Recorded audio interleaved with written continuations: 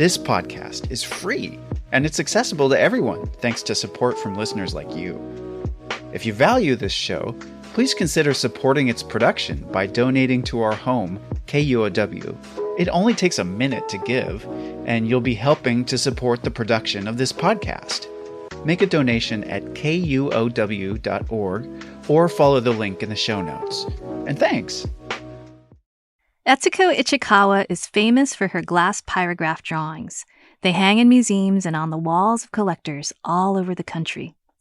The inspiration for these drawings came out of a happy accident, a moment when Etsuko noticed how molten glass scorched a concrete floor and left its mark as she was rushing back and forth across the studio with gathered glass. That happens all the time in a studio. You drip hot bit glass when you blow glass, or you also intentionally drip glass to get rid of excess amount of glass, but never really registered to me that way. She realized this could be used as a technique for making drawings. In that moment, I was like, wow, I have to do something about this. For years, Etsuko has made minimalist sketches on paper, drawn with dripped glass. She handles a 3-foot-long blowpipe with molten glowing glass gathered on its tip, while she circumambulates the perimeter of a sheet of French-milled cotton paper placed on her studio floor.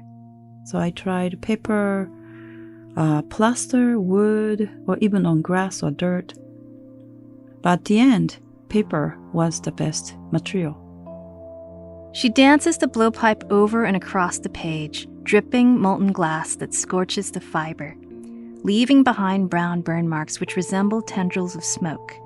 It's these pyrographic drawings which are her signature in the way that Jackson Pollock's modernist drip paintings made him a household name. Etsuko could have just made pyrographs for the rest of her art-making career and done quite well, but instead, she was given a gift that changed her life and practice forever.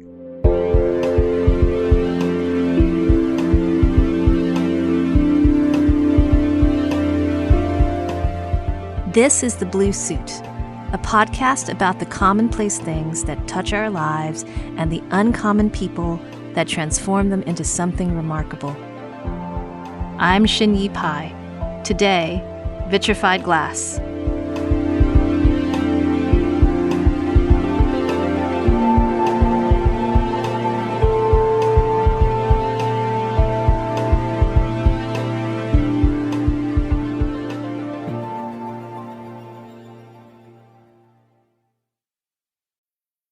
I'm Alex Schwartz. I'm Nomi Fry. I'm Vincent Cunningham, and this is Critics at Large, a New Yorker podcast for the culturally curious. Each week, we're going to talk about a big idea that's showing up across the cultural landscape, and we'll trace it through all the mediums we love: books, movies, television, music, art. And I always want to talk about celebrity gossip, too. Of course. We hope you'll join us for new episodes each Thursday. Follow Critics at Large today, wherever you get podcasts. Glass artist Etsuko Ichikawa made her home here in Seattle for nearly 3 decades. It's where she was on March 11, 2011, watching the Tohoku earthquake and disaster unfold on television from her home in North Seattle. Waves as high as 133 feet tall battered her native country, flooding coastal communities and forcing evacuations. An unprecedented number of buildings and homes were destroyed, alongside roads, bridges, railways, and airports. I was just visually so shocked when I saw something unbelievable on the TV screen. And it took me a while to realize it wasn't a movie. A 9.0 magnitude earthquake emerged from the ocean floor off the coast of Japan. The force caused a tsunami to form, hitting the coast and taking the lives of more than 18,000 people. The Fukushima nuclear power plant was badly damaged, and with power gone, its cooling systems failed. As a result, partial nuclear meltdown occurred, leading to the release of harmful levels of radiation into the natural and human environment. From a distance, Etsuko watched in disbelief. I was kind of like wiped out. My thought, I couldn't comprehend what I was seeing. Then, of course, the next thing I did was calling my parents. And by the time I called, all the telephone lines were down. So I couldn't reach my parents. I think it took me probably like 10 days to actually talk to my parents. That must have been really hard, not knowing. It was just, I was freaked out. I just totally freaked out. As a Japanese person, Etsuko grew up with some awareness of nuclear legacies and their impact on her native country. In her childhood, she learned about the bombings of Hiroshima and Nagasaki, but she never visited Hiroshima or its Memorial Peace Park until she was an adult. The park itself is built around buildings that survived the atomic blast. They are preserved in a state of arrested decay as a reminder of the destructive effects of nuclear war. On that trip to view the memorial, Etsuko was the only Japanese person in her delegation. She accompanied a group of American artists to the site and served as their interpreter. Nobody could talk because it was just a shocking experience going through the museum. It's visually really overwhelming of the artifacts and the photos. And actual piece of staircases has the shadow or imprint of people who got burned by bombing. It's just a shape of shadow of person's shape. While translating information for her group, Etsuko also had to contend with processing her own feelings about the horrors of Hiroshima laid bare. The dropping of the atomic bomb by the U.S. Air Force decimated Hiroshima. The bomb burned nearly 70% of all structures and caused an estimated 140,000 deaths by the end of 1945. Its lingering damages included increased rates of cancer and chronic illness among survivors. So that was very shocking. But it wasn't as direct as I felt through Fukushima disaster. After Fukushima, Etsuko felt a responsibility to act. She deeply understood that the radiation leakage caused by Fukushima had an immeasurable impact on the Japanese people's health and their environment, and that these impacts would continue to affect generations to come. The first reaction was that, oh my God, I gotta do something to help them, those people who are affected by the disaster. She organized her community of artists and friends to raise financial support for the victims and survivors of the nuclear disaster. Together, they raised a significant sum of money over 2 days and donated it all towards relief efforts aimed towards helping the victims. So that was like a huge entryway, like amazing way for me to be involved in the community work. Etsuko started to think about the ways in which calling attention to nuclear impacts could become a part of her artwork. And that began to express itself in her community organizing work. She made and distributed plantable, handmade papers embedded with sunflower seeds. Sunflowers are hyperaccumulators, plants that absorb high concentrations of toxic materials into their tissues. In fact, fields of sunflowers were planted at Fukushima and Hiroshima.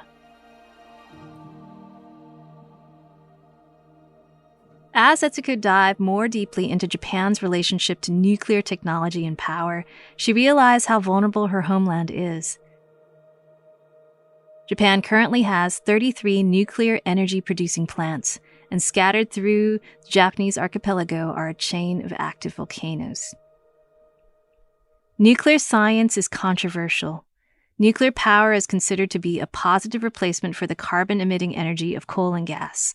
But the same technology requires toxic chemicals that can be released into the environment by accident or deliberate sabotage. A few years ago, Etsuko got the chance to visit Hanford. Hanford is a decommissioned nuclear site in Washington near the Columbia River. It's at Hanford where the technology and the weapons-grade plutonium used in the bomb dropped on Nagasaki were developed. The bombs that were dropped on Hiroshima and Nagasaki were so devastating that they haven't been used in war since. Just like at Hiroshima, Etsuko was the only Japanese person in her tour group again. I'm pretty sure in a group of 20 or so, I was the only Asian and I was the only Japanese. And the tour guide noticed that I'm most likely Japanese. But I was just being very, how can I say, not biased, and I wanted to see the fact, and I wanted to see the facility. But at the end, I think the conclusion was that the bombing wasn't the wrong thing to do because that ended the World War II. It was one of those awkward experience as Japanese living in the U.S. It's a challenging question, but I'm really curious about how it made you feel when that narrative was put out there. I mean, to think about what is truth in that moment, was it true for you? You know, there are multiple truths, I would say. The truth to Americans, truth to Japanese, truth to somebody looking at the event from far away. So there are facts, but emotional truths could be different. So it's sort of like I am at the point where I understand both. I was probably, naive about this kind of how you see things as Japanese being in US. So I started making these connections at the personal level. That connection was sealed when Etsuko received a gift from a scientist who gave her a tour of the vitrification plant at Hanford. After showing her the technology used in the vitrification process, he pulled out a present for her. And then he's like, I know you do glass art, so I have a gift for you to take home. And he brought me 2 small pieces of vitrified glass. Vitrification is a transformation of material into glass. In this case, the toxic radioactive waste from Hanford is turned into glass so it can be buried deep in the earth in trenches. The pieces of material that Etsuko was given were leftover pieces from the furnaces used to melt down lead, sand, and lime with toxic nuclear waste to stabilize the material. It looked like natural, like lava or gem. And it was beautiful. It was shiny, sharp edge, and felt like somebody just cracked the black glass color in the glass studio. And I was like, yeah, I'm familiar with this thing.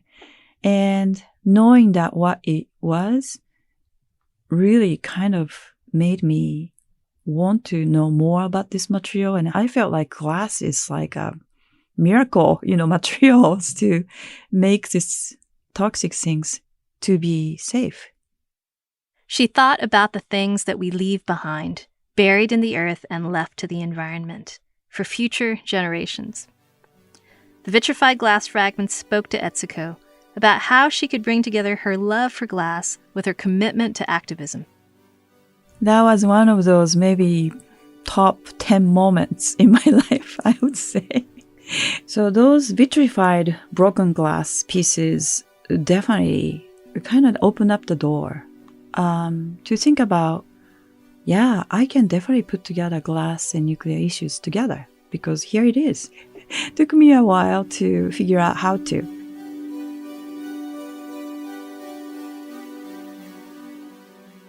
As her ideas coalesced, Etsuko began to reimagine her glasswork and the materials that she could use to create.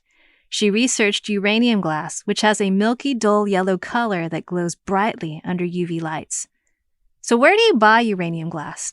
Online, of course. Etsuko found suppliers in New Zealand and the Czech Republic, vendors that sell uranium glass in many forms to glass artists, and she was able to incorporate those materials into her work. Many, many uranium bars, glass bars, those frits we call, and also even powder, which is very toxic, they are available for anybody to buy. But interesting thing about this one in New Zealand, they would give you a PDF of a certificate from Department of Radiation Laboratory. It's like a national department in New Zealand. So you have a letter saying that this is safe to use uranium glass. And if there's any lingering question about radioactivity, Etsuko owns a Geiger counter. 2, in fact. Etsuko created a new series of glass objects using uranium in a project that she called Broken Poems of Fireflies. Like her pyrographic drawings, which capture the movement of fire and smoke, This series of glass orbs swirl with light and color to enliven the glass. Fireflies were and have been one of my favorite things to see over the rice field in Japan. And then the moon would have reflection on the rice field because it's water. And all those beautiful things that is deeply rooted in me as Japanese in my childhood memories. Hot sculpted clear spheres are streaked with blue glass. The orbs are sculptural objects as well as poems. To me, it's symbolic that it's Earth and atmosphere around Earth and in the ocean. The uranium spheres light up neon green when viewed over a UV light. Etsuko constructed a special table and viewing platform embedded with pulsing UV lights to highlight the beauty of the glass. It looks really pretty and beautiful and kind of like breathing, like fireflies goes, on and off, like dimming up and down, sort of like a rhythm of breathing, inhale and exhale.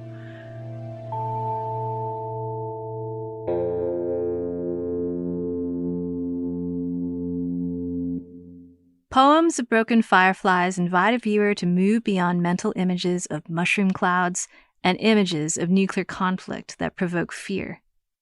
I want each person to really think what it is to you and what it is to people or to the earth or to future generations. Those are the questions that I want each person to ask. For many years, Etsuko carried the vitrified glass fragment given to her at Hanford in her pocket. She'd pull it out and show people. It almost felt like a calling card, a new signature. This crystalline charm that held both beauty and darkness propelled Etsuko's work into a new direction. She couldn't be complacent and continue making the thing that she had always made. She was forever changed by this unexpected gift, a present that fit perfectly in the palm of her hand. I just drawn to it. I felt like this is like a little key to open a new door for me to create something new. I think I realized that I'm an activist. And that was the trigger. That piece was a trigger that opened up the door for me to know who I am.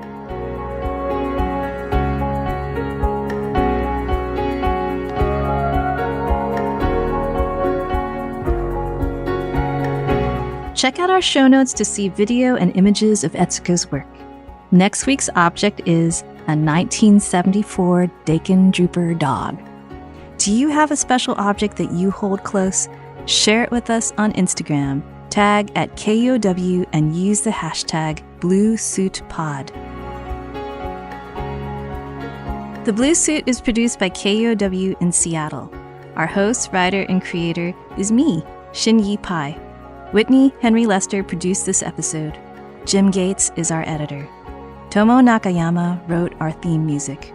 Our production team includes Michaela Giannotti, Tio Popescu, Hans Twite, Melissa Takai, and Brendan Sweeney. Special thanks to the Windrose Fund for their financial support. If you like this podcast, KUOW has a lot more great audio for you. Search KUOW in your podcast app and see what piques your interest. Thanks for listening. Hey, my name's Claire McGrain, and I'm a producer for Seattle Now, KUOW's local news podcast. There is a lot happening in our region, and it's a lot of work to keep track of it all. We'll get you caught up on the latest news and take a deep dive into something happening around the city, all in under 15 minutes. Get a morning walk-in or grab a cup of coffee and start your day with us. Learn something new and connect with our city by searching for Seattle Now wherever you get your podcasts.